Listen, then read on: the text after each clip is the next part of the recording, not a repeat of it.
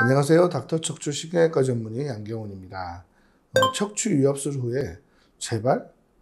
이런 질문이 있는데요.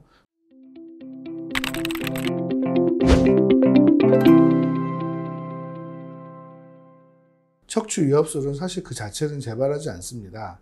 유압술을 하지 않고 감압술만 했을 때 디스크가 튀어나와서 신경을 또 압박을 한다던가 아니면 관절이 더 웃자라서 협착이 재발한다거나 관절 낭종이 튀어나와서 디스크처럼 또 신경을 누르는 일이 생길 수가 있는데요.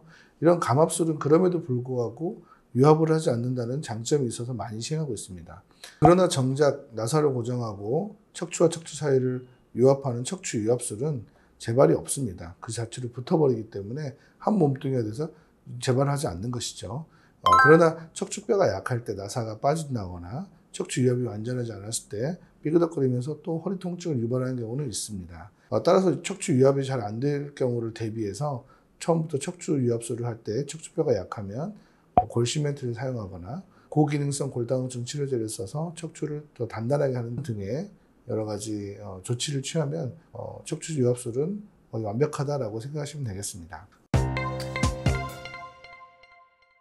그런데 척추 유압이 재발한다 이렇게 하시는 분들은 아마 인전마디 증후군을 얘기하시는 것 같아요. 유튜브를 하는 신경외과 선생님들도 인전마디 증후군을 많이 얘기하시고 따라서 유압술은 가능한 피해야 된다 이런 취지로 말씀을 많이 하시는데요. 인전마디 증후군이라는 것은 말 그대로 인접한 마디. 어디에 인접한 마디냐? 내가 유압한 마디의 인접마디, 위나 아래를 말하는데요.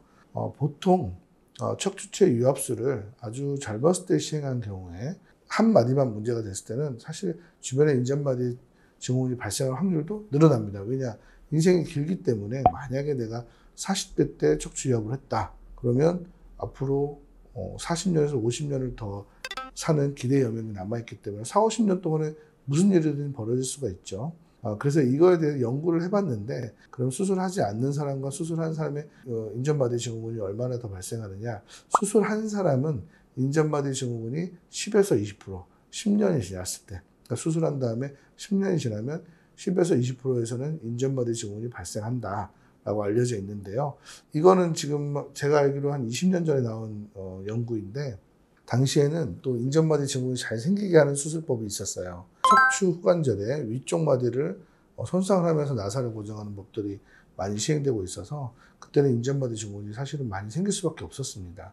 그러나 그걸 우리가 알고 난 다음에는 척추의 윗마디 관절은 건드리지 않고 나사를 넣는 방법을 통해서 인접마디 증후군을 최소화하려고 노력을 하고 있고요. 실제로 인접마디 증후군이 그래서 발생하는 확률이 매우 낮아졌습니다. 또 하나는 유압술을 해야 되는데 유압술을 안 받고 병원 다니면서 계속 주사 치료하거나 약물 치료 하시는 분들이 꽤 있는데요. 그분들이 지금 10년에서 20년 정도 지난 다음에 지켜보면 이제 유압술을 해야 되는데 안 했던 마디가 고장이 더 많이 나서 그 주변에 유압술을 안 했음에도 불구하고 유압술을 해야 되는 마디에 인접한 마디들이 또 같이 고장나는 경우가 많습니다.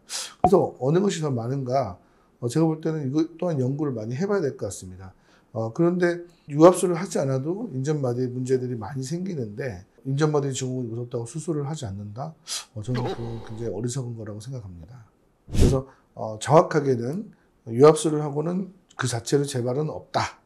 그러나 유압술을 한 마디의 주변에 인접한 위에 마디, 아랫 마디 만약에 4, 5번 요추를 유압을 했다면 3, 4번 또 5번 요추, 1번 천추 사이에 협착증이 오거나 전방전이증이 오거나 디스크가 잘 발생할 수 있다라고 알려져 있는데요.